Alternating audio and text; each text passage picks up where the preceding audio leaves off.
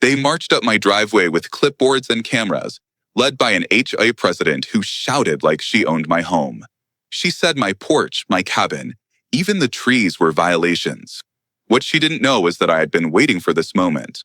And when I showed them the truth, their smiles vanished forever. What happened next turned our entire neighborhood upside down.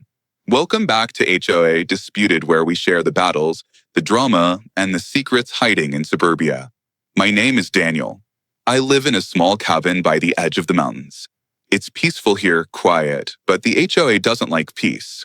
They like rules, fines, and power. When they came after me, I decided to fight back, but not in the way they expected. I didn't always live like this. I grew up in a town where neighbors knew neighbors, where fences were low and conversation was easy. My father was a surveyor like me. He taught me how to read land, how to feel the weight of a corner pin in your hand, and know it meant something deeper than ink on a map. He'd take me out in the evenings and show me how creeks cut lines through fields, how stones remember old agreements, how an oak with a scar from lightning can mark a boundary for a century. When I was young, I never imagined that I would need those lessons to defend my own home. I thought the world respected truth, but the world grew louder and more crowded. Cities swallowed fields. Neighbors became strangers. Rules multiplied until they choked the very things they claimed to protect. When I found this parcel in the foothills, tucked between pines and a creek, I felt that sense of belonging my father used to talk about. I built the cabin with my own hands. The porch boards creaked under my weight the same way my father's did under his. I made a promise to myself that this piece of earth would not be surrendered to anyone who cared more about paperwork than people. At first, the HOA seemed like a nuisance, not a threat. They sent letters about mailbox placement and bird feeders. They smiled at meetings and handed out newsletters with pictures of barbecues and block parties. I paid a few fines to be polite and waved when board members drove by. But each letter carried a warning beneath its polite tone. It said, "We are watching you." After a while, I started watching back. I read the covenants. I went down to the county and sat for hours flipping through dusty ledgers and maps. That's when I discovered the story beneath the rules. My parcel was older than their association. The original deed had a clause carved into its language like a hidden root. It said that no future group or governing body could claim authority over this tract. It was written in plain language, the kind my father loved. When I held that paper, I felt my father's hand on my shoulder. I knew what I had to do. I made copies, tucked them into a leather folder, and waited for the day someone would try to tell me the creek wasn't where it stood or that my cabin sat on borrowed time. Morning mist sat low on the field the day they came. The gravel road cracked under slow tires. I held my coffee and watched the hill. A white SUV led the line like a parade. 3 more cars followed like dogs on leashes, cameras on dashboards, clipboards in hands, badges that meant nothing on my land. I kept the porch quiet. Wind moved the pine tips. My cabin breathed like a living thing, and I told myself to breathe with it. I live where the paved road ends. A small cabin of cedar and steel. A porch big enough for 2 chairs. Sometimes I sit alone in both chairs. One for me, one for the silence. I work with maps and lines. I walk land most people only see on screens. I carry a tape and a tripod and a smile. I know where dirt remembers a boundary. I know where the paper is wrong. And I knew they were wrong about me. The HOA hates that kind of knowing. They love the paper. They love the stamp. They love the little box where a number lives. They love a rule more than a neighbor. When I moved here, they tested me. Mailbox too tall. Fine. Bird feeder too close to the lane. Fine. Chairs on the porch not the approved model. Fine. All in red letters. All with fake smiles. All with that same line, "Please comply for community harmony." I paid the first fine to be polite. Then I read the rules. Then I read the rules again. Then I read the county records and I found a story under the rules. My parcel was older than the HOA, older than the paved road, older than the board president's smile. A mining claim turned homestead turned deed surveyed with iron pins and a creek as the edge recorded in faded ink. Recorded again in clean ink. Recorded right. Their map on the HOA website told a different tale. Pretty colors, thin lines, a soft shadow that made my cabin look like a problem. A note at the bottom said it was only for reference, not a legal survey, not a boundary of record, but they never read notes. They only read the parts that give them power. 2 weeks back, they mailed the big letter. Vacate due to encroachment. Remove porch and shed within 10 days. Failure will result in legal action and enforcement visit. I read that one 3 times. Once as a citizen, once as a landman, once as a neighbor who had seen them do this to others. I put up cameras under the porch roof. I walked the line and found every old pin. I set bright tape where the pins hid under grass. I printed the meets and bounds on thick paper. I called the county survey office and asked a favor. They do not pick sides, but facts have their own weight. The clerk sent me certified copies, the kind that stay heavy in your hand. I did one more thing. I filed a trespass notice with the sheriff. Quiet. No drama. Just a paper that said, "This ground is mine. This home is mine. Enter only by my leave." Inside my folder, tucked behind the certified deeds, I placed that buried clause I had discovered, a clause that would change everything when the time was right. So when the SUV doors opened and the board climbed out, I was ready. Not with fists, with patience. The president came first. Pink shirt, cap pulled low, headset in her ear like she was running a base. She smiled, but her eyes never did. 3 board members moved behind her like a wall. They love to be a wall.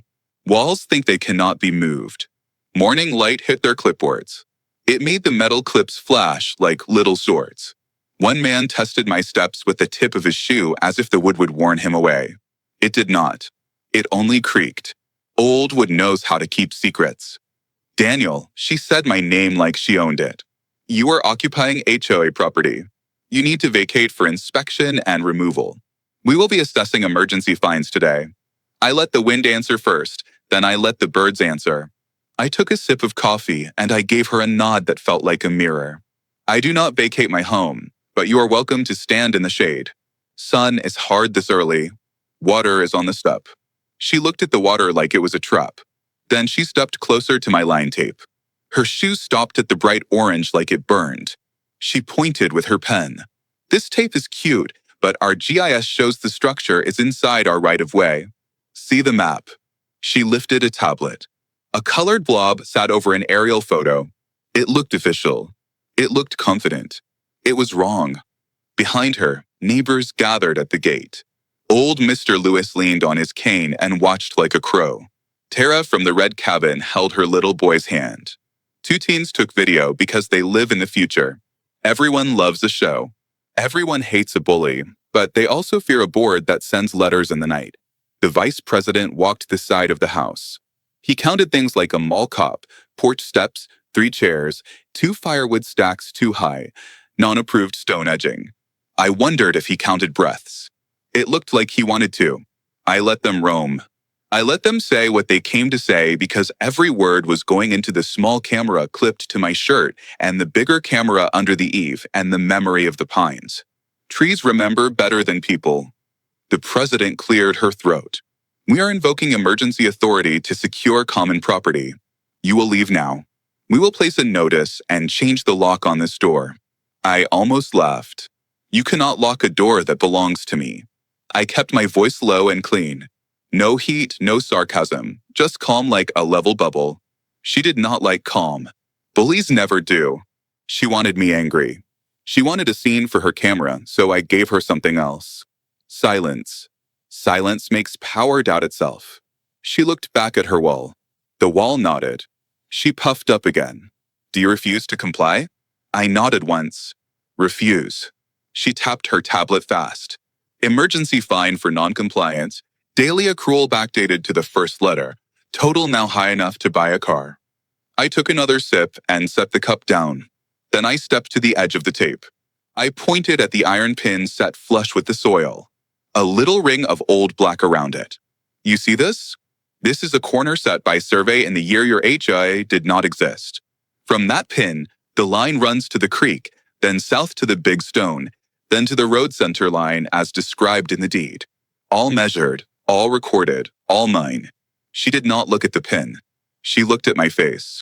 Bullies never look where the truth lives. She lifted her chin. Our legal team will handle this. I let the word legal air out like laundry. Good. Let them bring the papers. I have papers too. A car rolled up slow behind the neighbor cars. Brown and quiet. A county plate. No lights, no siren. Just steady. Deputy Cole stepped out and pressed his hat down. He had the kind of eyes that listen. He did not come for a fight.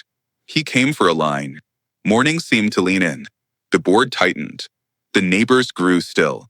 You could hear the creak like a soft hiss in the trees. Deputy, I said, and gave him the easy smile. Good morning. Thanks for coming. He nodded. Complaint was filed for disturbance and trespass. Here to keep the peace. The president spoke fast. Officer, we are securing HOA property today. This man is obstructing. We need him removed. Cole rested his hands near his belt, but not on it. His voice moved slow. Ma'am, before I move anyone, I need to know where the line is. Whose ground are we standing on right now? I could feel the board hold their breath. They believed the tablet. They believed the color blob more than the iron pin. They believed power more than dirt. I held up my folder, but I did not open it yet. Sometimes truth needs the right stage. I pointed again to the pin. I pointed to the tape. I pointed to the old oak with the scar from lightning. The line goes there, then there, then there, I said soft so the land could nod along. The president gave a short laugh that had no humor in it. What you have is tape and stories. We have data. We have the authority of the association. We have the right to enforce. I looked at her headset. It glinted like a badge from a toy store. I looked at her shoes. Clean, never met mud and rock the way real work does. I looked at the neighbors, eyes tired, tired of letters, tired of fear, tired of people who confuse power with service. I turned back to the deputy. I have certified copies from the county.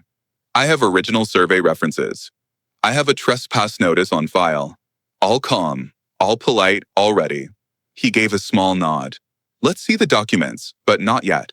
He did not say it. I felt it. He wanted them to speak a little more to show the court who they were. So I let the president keep talking.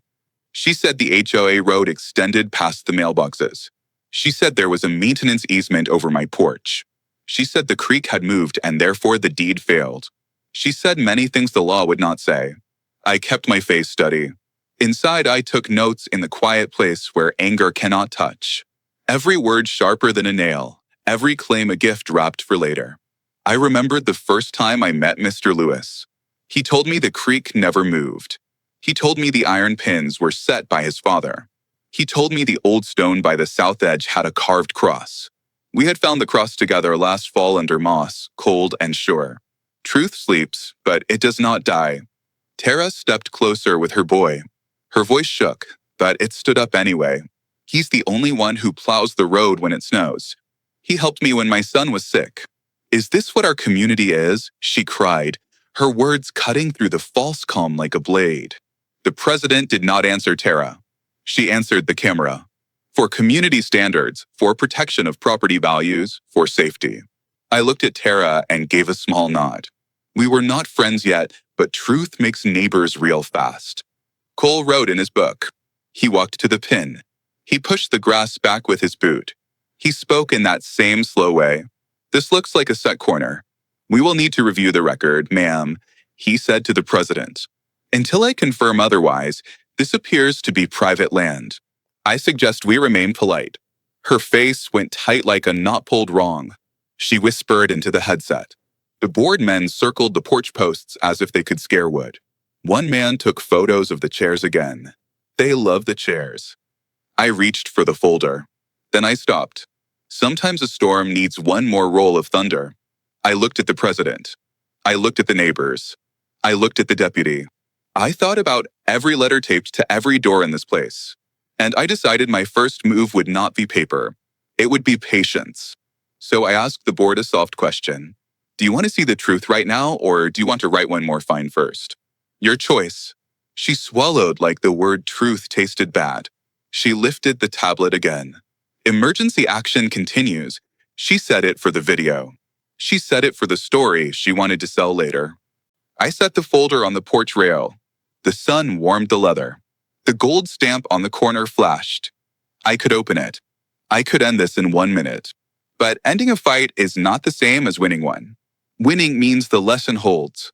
I took a step back and let the wind move between us. Birds crossed from pine to pine like little messengers. The creek kept that low song that says old things last. Maybe you think patience is weak. Maybe you think I should slam the deed down and shout. But I have learned something on land and in life. When a bully is sure she is right, she walks deeper into her own trap. I breathed in. I breathed out. And I said one last calm thing. You are free to stand here and talk. But every step you take past that tape, every order you give on this ground, every fine you write with my porch under your feet, all of it is being recorded. All of it will live longer than your smile. Her eyes flickered.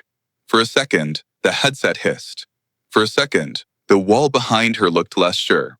And that is where I will leave you for the moment. Right there on the porch, with a folder full of truth, with an HOA ready to hang itself with its own rope, with a deputy listening, with neighbors watching, with the creek singing the oldest law there is. The president's eyes narrowed.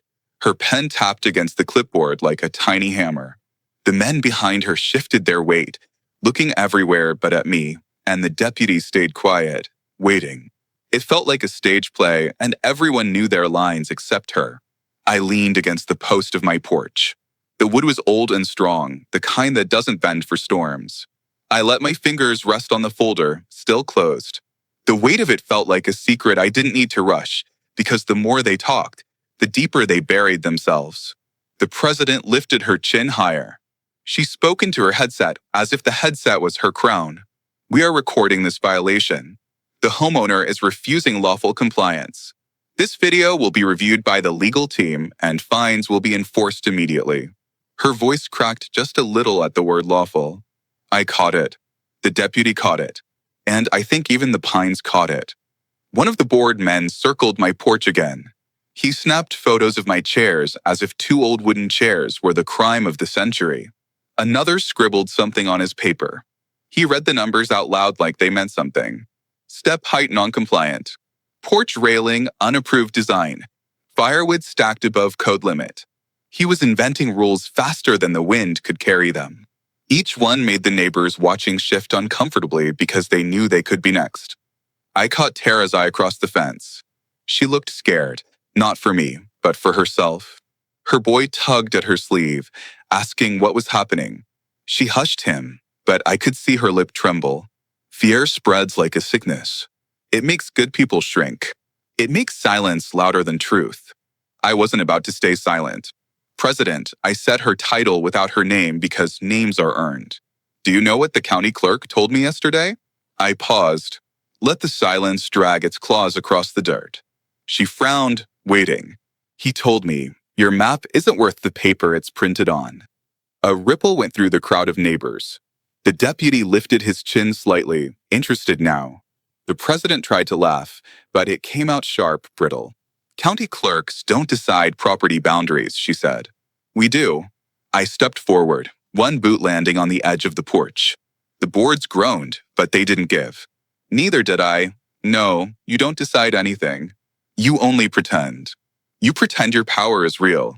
But the dirt doesn't lie. The pins don't lie. The creek doesn't lie. Her hand gripped the clipboard tighter. Knuckles white. She hated hearing truth said out loud because truth doesn't bend to fear. Deputy Cole spoke finally. His voice was even slow like stone rolling down a hill. Ma'am, if you want to enforce action here, I'll need to see a court order. Without that, this is private property until proven otherwise. The air shifted. It was small, but everyone felt it. The president's power slipped just an inch.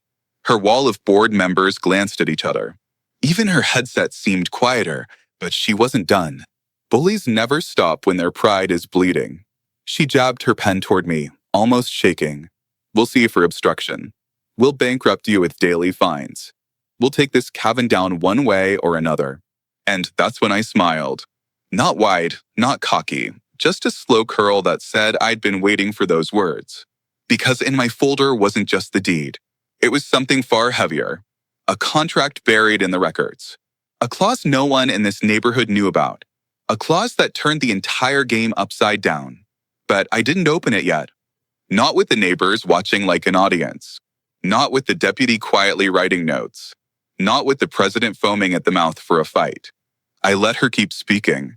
Every word was a gift to me. Every threat was another nail she hammered into her own coffin. Behind her, the man with the camera muttered, "Batteries almost dead." She snapped at him, voice cracking again. Then she turned back to me, trying to recover her mask. "Daniel." She said my name this time, forced out like poison. "You can't win against us. We are the HOA. We decide how this community runs." I leaned on the porch post again, and I whispered just loud enough for everyone to hear. "No, you don't decide. The land does." For the first time, she looked unsure. Her eyes darted to the deputy, to the neighbors, back to me. She could feel the ground slipping, and the ground was mine. One of the neighbors spoke up then, old Mr. Lewis with his cane. His voice cracked, but it carried. He said, "That cabin's been here longer than your HOA has existed. Longer than your fancy maps, longer than your rules." I watched the surveyors put those pins in the ground when I was a boy. The president turned red. She snapped at him to stay out of it, but the damage was done. The crowd stirred. The whispers grew louder, and I could see the doubt spreading across faces. Bullies lose their grip when people stop believing the lie. The deputy cleared his throat. "Ma'am, I'll need to ask again. Do you have a legal order today? Because without it, this looks like trespassing to me." Her headset crackled. She muttered something to the board members. They shifted uneasy. One of them whispered, "Maybe we should back off." She shot him a look that could kill, but inside I knew the cracks were showing. The storm they brought was falling apart. I placed my hand on the folder again, still closed, still heavy, and I thought about how good it felt to let them sink deeper into their own arrogance. Because the truth wasn't just going to save me, it was going to burn them. The wind rustled the pines. The creek hissed its quiet approval, and the neighbors leaned in closer, hungry now, waiting for the next move. The folder was heavy in my hand, but heavier still was the silence. The kind of silence that makes people hold their breath without knowing why. The president's pen stopped tapping. The board members shifted like a wall with cracks forming, and the deputy's eyes never left me. Steady, patient, waiting. I thought about how simple it could be. Open the folder, show the papers, end it all in one move. But I didn't, because sometimes the truth needs a stage, and sometimes a storm needs to roar before the sun breaks through. The president tried again. She raised her clipboard like it was a shield. "We are escalating this violation. You are now under maximum penalty. The HOA reserves the right to seize and secure the structure." Her words came out sharp, but I could see her hands tremble just slightly. She knew the deputy's eyes were on her. She knew the neighbors were listening, and she hated it. I let her finish. Then I stepped off my porch, slow and steady. My boots sank into the dirt like roots.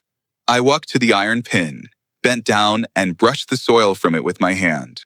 The sun caught the metal, a flash of truth buried in the earth. "This pin doesn't move," I said softly. "Not for you, not for me, not for anyone.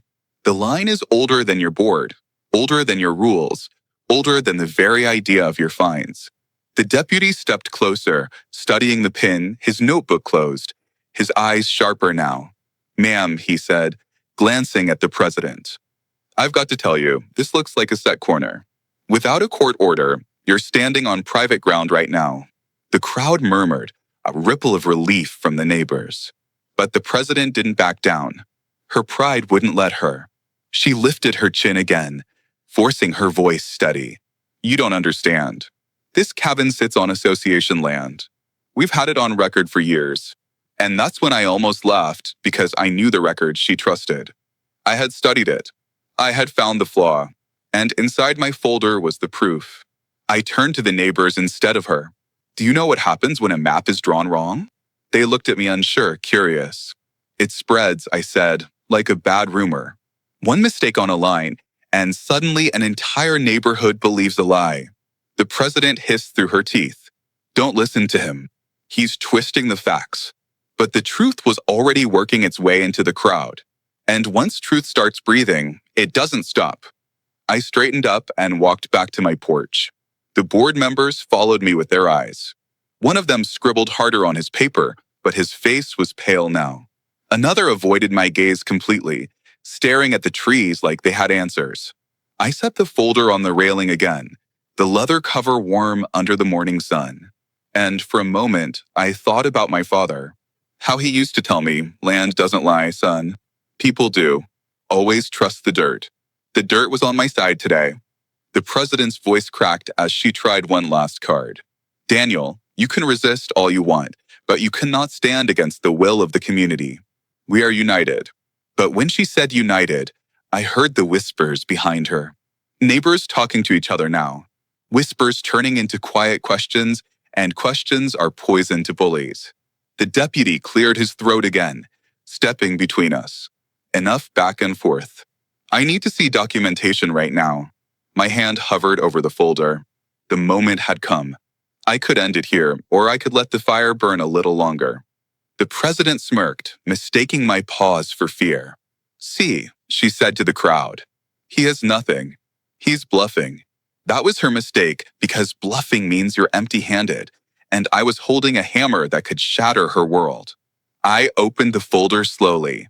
The sound of the leather creaking was louder than any shout. Inside, the papers sat thick and heavy. Deeds, surveys, certified maps with county seals pressed deep, and at the very back, the clause, the one thing no one knew about.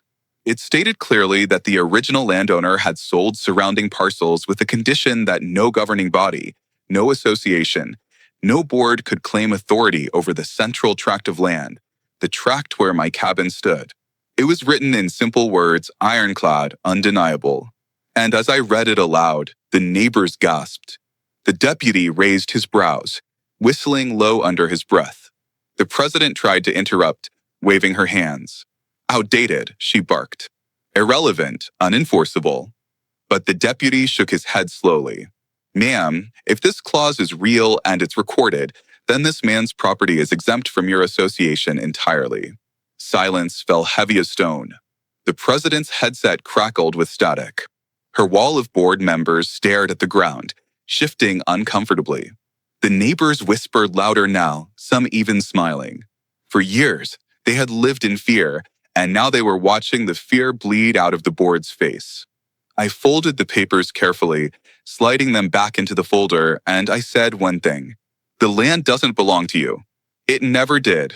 And now everyone knows it." The deputy cleared his throat again, this time louder. "Board members, unless you have a court order to present, I suggest you leave this property immediately." The president's lips trembled. Her hands shook on the clipboard, but she still tried one last glare, one last desperate look of authority. It didn't work because when neighbors stop fearing you, you have nothing left. The board members began to retreat, slow steps, muttering to themselves. The neighbors watched with wide eyes, some whispering words of encouragement toward me. Even old Mr. Lewis let out a laugh that cracked through the silence like thunder. The president didn't laugh. She turned on her heel, headset buzzing in her ear, and marched back to her SUV. Her wall followed, smaller now, broken. They drove away in silence. No victory speech, no fines taped to my door, just silence. I stood on the porch again, the folder heavy in my hand. The neighbors lingered, looking at me with something new in their eyes. Not just relief, respect. And I thought to myself, the battle was over. But the war was only just beginning. Because a board that loses face doesn't forgive. It plots. It schemes. It sharpens its knives in the dark. I thought showing them the deed and the clause would be the end of it. I thought truth would settle the dust, and we would all go back to mowing our lawns and waving at each other on Saturdays. I was wrong. They just stopped fighting me in the daylight and started a new war in the shadows. The road was quiet after they left. Too quiet. Their SUV tail lights disappeared behind the trees, but the silence they left behind wasn't peace. It was the kind of silence that waits, the kind that hides teeth in the dark. Neighbors drifted back to their homes. Some nodded at me, some whispered thanks under their breath, and some just looked away, afraid the HOA might punish them for standing too close to me. Fear doesn't vanish in one morning. It lingers like smoke after a fire. I sat back on my porch with the folder still in my hand. The papers felt heavier now, not from weight, but from the truth they carried. Truth is a gift, but it's also a weapon. And I knew the HOA wouldn't forget what I had just done. They would come back. They always come back. That night, I didn't sleep easy. The cabin creaked more than usual. Shadows moved in the corners like whispers. Every snap of a branch outside made me wonder if they were back already. But it was only the wind. Or at least I told myself that. The first wave of retaliation came in the form of red ink. Anonymous letters appeared under my door, on my windshield, taped to my mailbox. Failure to comply with HOA standards will result in escalating action. Remove unapproved porch furniture. Relocate structure from association property. None were signed. None bore names. Privileges revoked, they said, as if living in the shadow of mountains was a privilege they could grant or revoke. I pinned the notes to the inside wall of my cabin. Each one was a trophy, reminder of their pettiness. By the third day, the letters turned into notes tossed onto the porch in the middle of the night, as if the dark would hide their cowardice. Then the petty vandalism started. Trash cans tipped over, lids missing. Paint sprayed across my shed, the word wool breaker dripping in red. Gravel kicked across the driveway, deep tire tracks pressed just shy of my boundary markers. Even in town, old friends turned cold. A clerk who had always smiled now barely looked at me. Invites to neighborhood events went silent. The official letters turned into anonymous notes, and the petty vandalism that followed made a pattern clear. If they couldn't beat me with rules, they'd isolate me with fear. But Tara didn't stop coming by. She came one afternoon, voice low, eyes darting toward the road. "Daniel, they're angry," she whispered. "They're talking about cutting off your access to the shared road, about fining you until you drown in paper. If they can't break you legally, they'll break you socially." Her words didn't surprise me.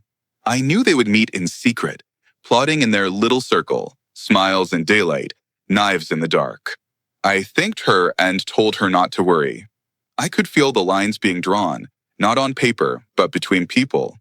One evening, after a particularly still day, I found my trash cans tipped over again. I thought maybe raccoons, but then I saw the words sprayed across the side of the can in red paint. Rule breaker. My blood boiled. Not because of the paint, but because they thought I'd be scared by it. They thought I'd back down. But all it did was light the fire hotter inside me. The next morning, another letter arrived in my mailbox, this one printed on faux HOA letterhead demanding thousands in back fines. At the bottom, instead of a signature, just the letters HOA scrawled in sloppy handwriting. They weren't even hiding the game anymore. The whispers turned into cold shoulders. I saw Tara less. Her boy looked back at my cabin once with sad eyes, but she pulled him along quickly, fear painted on her face. Others avoided me entirely, as if my defiance were contagious.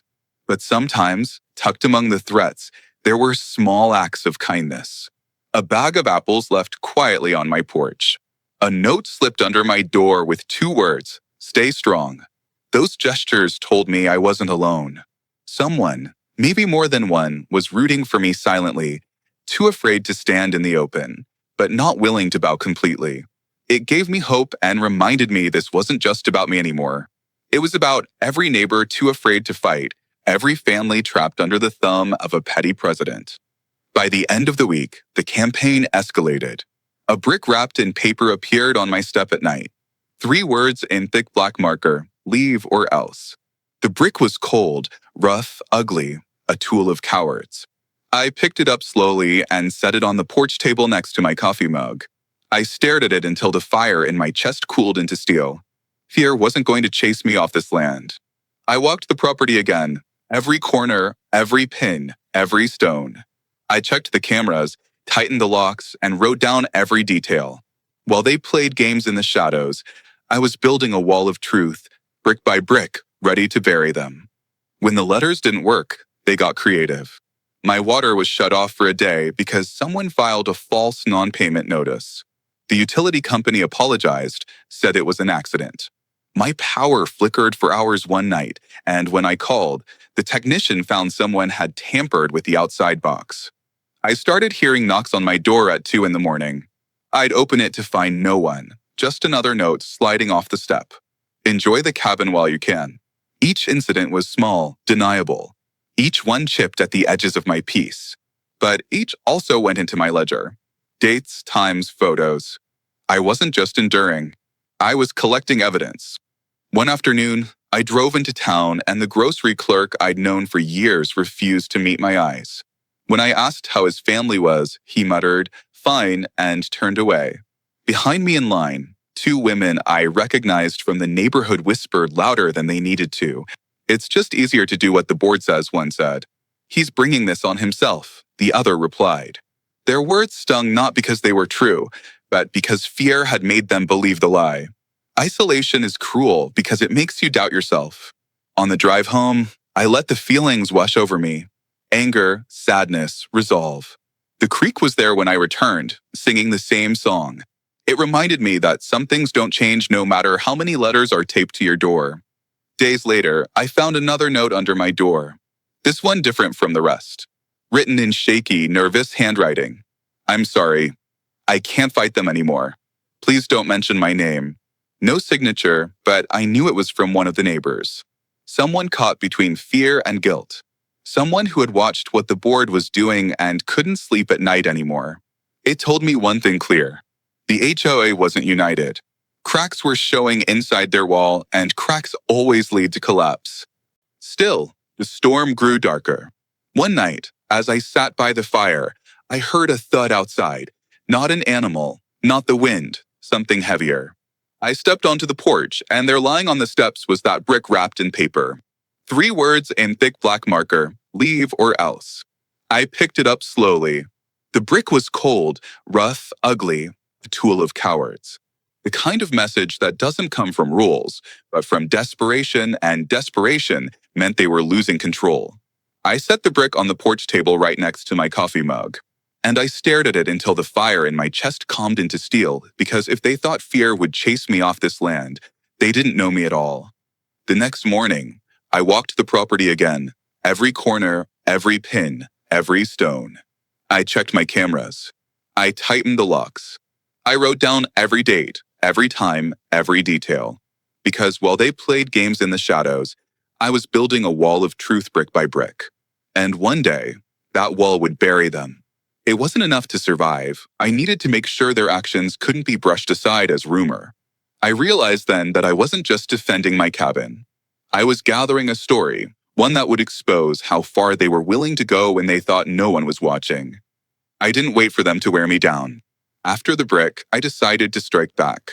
Not with anger, not with fists, but with the same weapon they hated most, truth. I read their rule book cover to cover. Every page, every line, every absurd sentence about mailbox height and fence color. I memorized it like scripture, then followed it to the letter. If the rule said paint must be approved beige, I painted my shed beige. If it said grass height must be under 4 inches, I cut it to exactly 3 3/4. If it said firewood must be stacked 6 feet high, I stacked it exactly 6 feet, not an inch more, not an inch less. I complied so perfectly it made their rules look ridiculous. I documented everything, photos, videos, timestamps. I built a wall of proof higher than their fines could ever reach. But I didn't stop there. I started filing complaints of my own, real ones from their own book. The vice president's lawn was 1/2 inch too long. The treasurer's mailbox had a dent. The secretary's porch light was the wrong wattage. I filed every violation, every detail, every absurd little thing they'd ever written. At first, they ignored me, but the neighbors didn't. They started whispering that the board was breaking its own rules. They started looking at their leaders differently. Cracks began to spread wider inside that wall. The board tried to shrug it off. They said they were focusing on bigger issues. But when I attended a meeting and politely read from their own covenant about lawn heights and porch lights, they had to stare down the absurdity of their own words. The audience laughed quietly. The board didn't. Then I took copies of the fake letters they'd sent me and mailed them anonymously to a few neighbors. No threats, no commentary, just the letters themselves. It worked like fire in dry grass. The neighbors started asking questions. Why is the board writing threats without signatures? Why are fines showing up without court approval? Why are we paying dues to people who can't even follow their own book? The president tried to smother the whispers, but whispers don't die. They grow louder in silence, and soon I wasn't the only one resisting. At the next community meeting, you could feel the temperature change. The room was tense, but it wasn't me they were angry at. Mr. Lewis thumped his cane and demanded answers about the maps. His voice might have been old, but the conviction in it was young.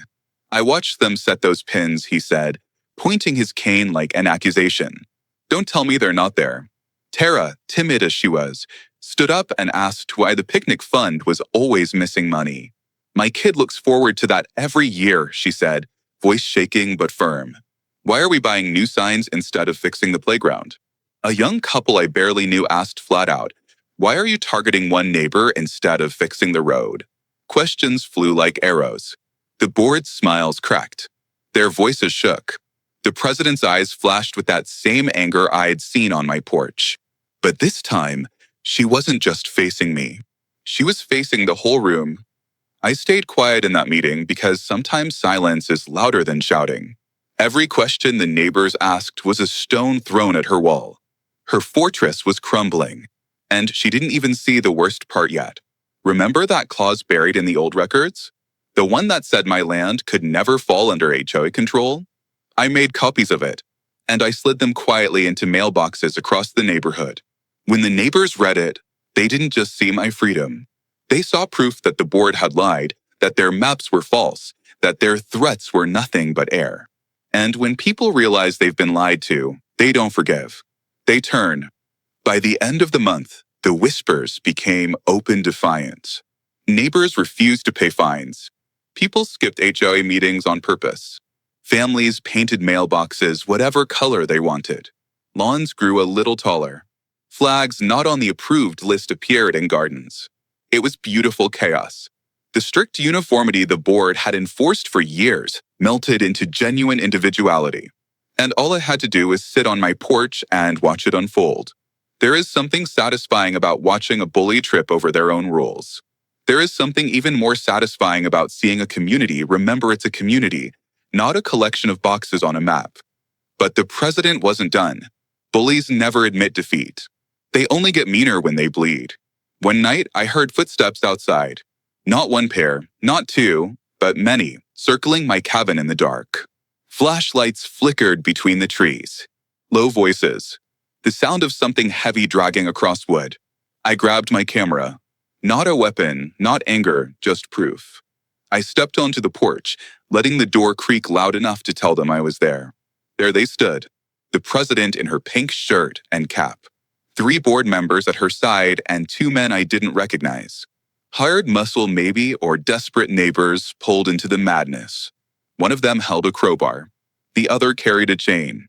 For a moment, none of us spoke. Only the creek whispered, carrying the same old law through the night. Then the president's voice cut the air. You think you're clever, Daniel? You think your papers mean anything? We run this community. We make the rules, and tonight we're taking back what's ours. She pointed at the cabin. The men with the crowbar stepped forward. My hand tightened on the camera. The red light blinked, recording everything, and I felt calm wash over me like cold water because I realized something in that moment. This wasn't my fear anymore. This was their downfall playing out in real time. Stop, I said quietly, my voice low, steady. Every eye turned to me, and I raised the camera higher so the red light glowed like a warning in the dark. You touch one board of this cabin, and this video goes to the sheriff before the sun rises. You cross that porch line, and it's trespass, destruction of property, conspiracy. And when the law sees you all together like this, not even your HOA lawyer will save you. For a second, they froze. Even the hired men hesitated, crowbar halfway raised. The president hissed through her teeth. You're bluffing. I smiled. Slow, calm. Bluffing is when you have nothing. And I have everything. I turned the camera to the brick still sitting on the porch table, zoomed in on the black letters. Leave or else. Then I panned it to the men, to their crowbar, to their chain, and finally back to her face. Her mask slipped in that moment. The smile gone, the power gone. Only raw anger left, and raw anger is ugly when the world is watching. Behind her, one of the board members whispered, "Maybe we should go. This isn't smart." But she snapped her head at him, eyes blazing. "No, we finish this. We teach him what happens when you defy us." She stepped closer to my porch. Her shoes touched the tape I had laid weeks ago. "Deputy Cole has the deeds, the contracts, the proof. The sheriff's office has my complaint on file. And this camera has you," I said, my voice louder now. "So ask yourself, who really owns this land?" Her face twisted, caught between pride and panic. The wall of board members behind her wasn't a wall anymore. They were cracks pretending to be stone, and one by one, they stepped back.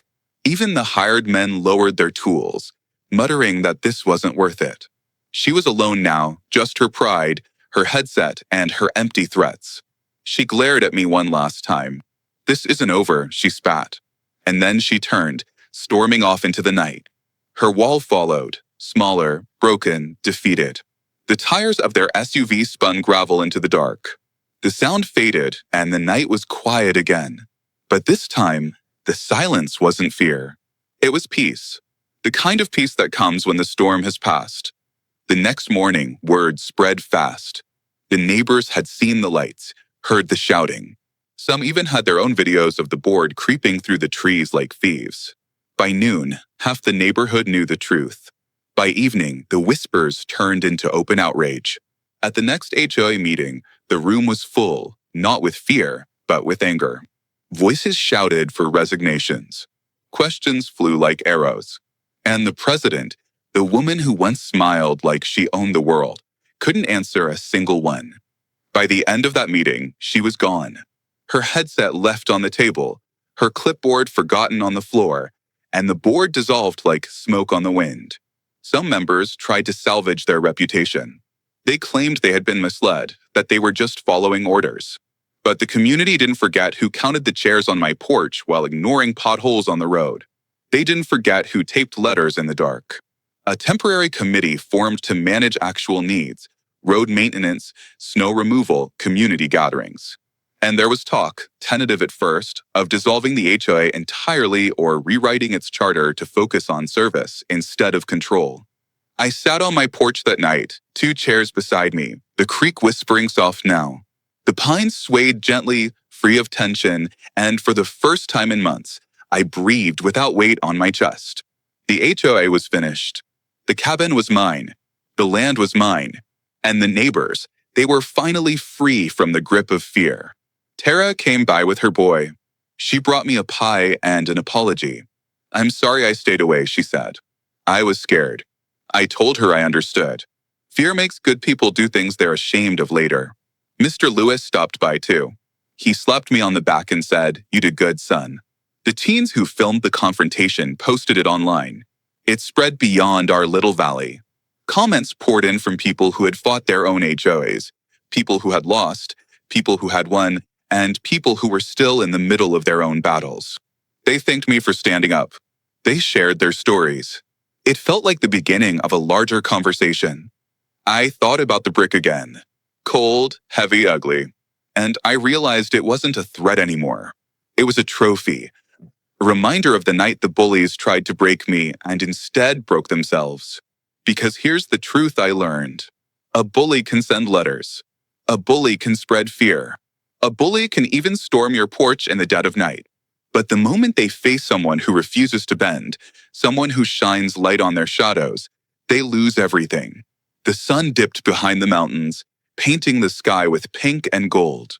I leaned back in my chair, coffee in hand, and I smiled because the storm was over and I was still standing. The creek song was the same as always. The pines whispered secrets only the wind could understand.